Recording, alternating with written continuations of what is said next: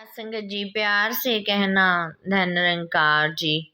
सात संगत जी, हमें अपने कर्मों को प्यारी सात संगत जी इस तरह बनाना चाहिए कि माता जी सतगुरु माता जी ने बताया कि हमें अपने सुकून भरा जीवन जीना चाहिए, जिसमें प्यारी सात संगत जी अपने आप को भी सुकून हो और सामने वाले को भी सुकून मिल सके। सात संगत जी, हम अपना जीवन सुकून से जीना चाहिए ताकि प्यारी सात संगत जी हम आरामदायक जिंदगी जी सकें। वरना तो प्यारी सात संगत जी संसार में हम देख ही रहे हैं कि भाई भाई का नहीं एक दूसरे के पीछे भाग रहा है। जैसे को प्यारी सात संगत जी एक दूसरे को देख नहीं सकता कि वो कैसे चल रहा है, कैसे खा रहा है, क्या पहन रहा है। प्यारी सात संगत जी इन्हीं बातों में ही दुनिया उलझी हुई है। सात संगत जी हमें सतगुरु ने यही समझाया है कि हमें अपने कर्मों का संवार कर हमें जीवन अच्छा व्यतीत करना है, अपने आप को आनंदमय बनाना है और सामने वाले का जीवन भी आनंदमय बनाना है।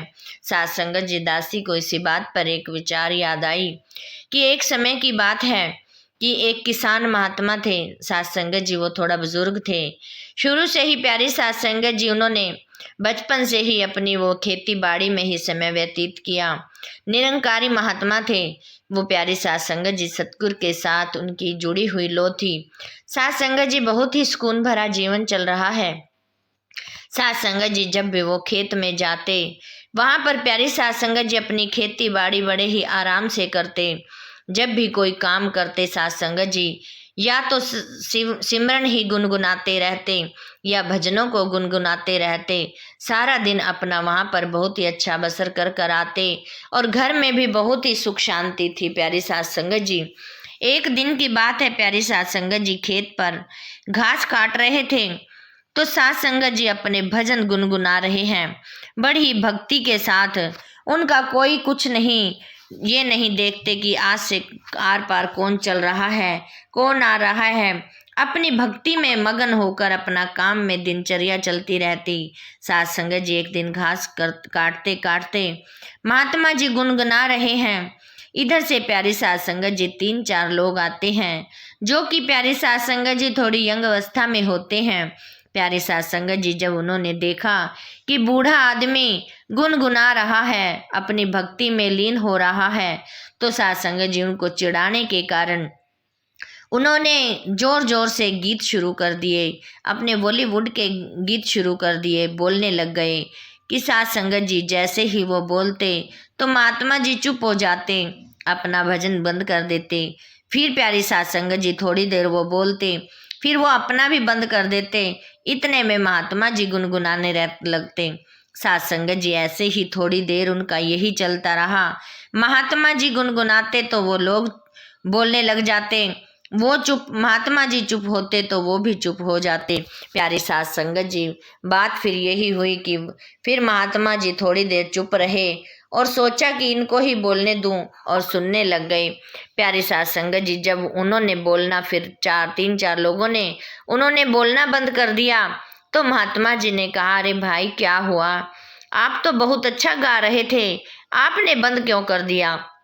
प्यारे सात संगत जी वो बोले कि हम तो कोई यहाँ पर भजन कीर्तन नहीं कर रहे थे, हम आपकी तरह भजन कीर्तन नहीं कर रहे थे, हम तो अपने गीत गा रहे थे, हम तो आपको चिढ़ा रहे थे। प्यारे सात संगत जी, लेकिन जो निरंकारी महात्मा होते हैं वो कभी चिढ़ते नहीं, वो हमेशा उस समस्या का समाधान कर देते हैं कि किस तरह से इसको सामने वाले को भी हमने सुकून देना है, प्यार देना है। तभी प्यारी सात संगत जी महात्मा जी बोले कि बेटा मुझे तो कोई इससे कोई गिला शिकवा ही नहीं, मैं तो अपने हमेशा ही सुनता रहता हूँ, हमेशा ही गुनगुनाता रहता हूँ। आपके तो मैं ये नए नए सुन रहा था, मुझे तो इनमें भी भजनों का ही रूप दिखाई दे रहा था, लेकिन आपने बंद क्यों कर दिए। मैंने तो ये कभी सुने ही नहीं, मैंने तो अपनी ज़िंदगी में ये पहली बार सुन रहा हूँ। प्यारी सात संगत जी वो लोग हंसने लगे, तेज तेज हंसने लगे कि इसकी भक्ति तो निराली है कि ये बॉलीवुड गानों को भी अपनी भक्ति में ले रहा है, इसको तो कोई पता ही नहीं कि भक्ति क्या होती है और बॉलीवुड गीत क्या होते हैं। प्यारी सात संगत जी वो तेज तेज हंसने लगे।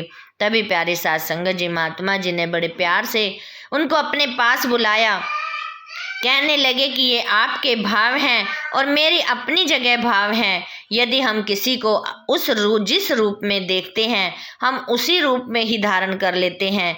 प्यारी साध संगत जी, हम गलत तरीकों को अपने अंदाज में, अपने नज़रिए में अच्छा देखें तो हमें अच्छा ही दिखाई देगा। प्यारी साध संगत जी, इतने में ही फिर वो दोनों ही प्यारी साध संगत जी सारे ही उन्होंने अपना घास काटना बंद कर कर एक पेड़ के नीचे जा बैठे और कहने लगे, आओ बच्चों, मैं तुम्हें बताता हूँ कि क्या फ़र्क है भजन और तुम्हारे गीतों में। लेकिन मुझे कहीं भी फ़र्क नहीं पता चल रहा, क्योंकि मुझे तो हर उसमें अपना परमात्मा का ही रूप दिख रहा है। मैं तो अपने परमात्मा के उससे ही सुन रहा हूँ। तुम्हारी मर्जी में चाहे कुछ भी हो, लेकिन मुझे तो परमात्मा के ही भजन दिख रहे हैं। साध संगत जी, उन्होंने कहा कि आप ये कैसे कह सकते हो, हम तो गीत बोल रहे थे, आप ये कैसा दर्शा सकते हो। तभी प्यारी साध संगत जी उन्होंने एक पंक्ति रखी, जो प्यारी साध संगत जी गीत में ये थी कि अंगना में बाबा दुआरे पे माँ, कैसे आऊं गोरी मैं तेरे अंगना। प्यारी साध संगत जी वो तो अपने बॉलीवुड का गीत बोल रहे थे, लेकिन महात्मा जी ने बहुत ही प्यार से समझाया कि अंगना में बाबा दुआरे पे माँ। प्यारी साध संगत जी की आत्मा परमात्मा के मिलने के लिए व्याकुल है। कैसे करें कि मैं कैसे जाऊं तुम्हारे अंगना में। हे मेरे मालिक, ये आत्मा तुम्हारे लिए तड़प रही है, ये तुम्हारी पत्नी बनने के लिए तड़प रही है। आत्मा परमात्मा की ही पत्नी बनती है। प्यारे साध संगत जी, इसी उस भाव में महात्मा ने बहुत ही अच्छे विचारों से उनको समझाया।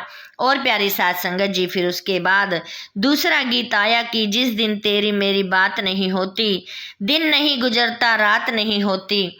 आओ प्यारी साध संगत जी, इस पर भी महात्मा जी ने बहुत ही अच्छी तरीके से समझाया कि जो महात्मा पक्के होते हैं, जो भक्ति से जुड़े हुए हैं, वो प्यारी साध संगत जी सत्संग के बिना एक पल भी गुजारा नहीं कर सकते, एक पल भी नहीं रह सकते।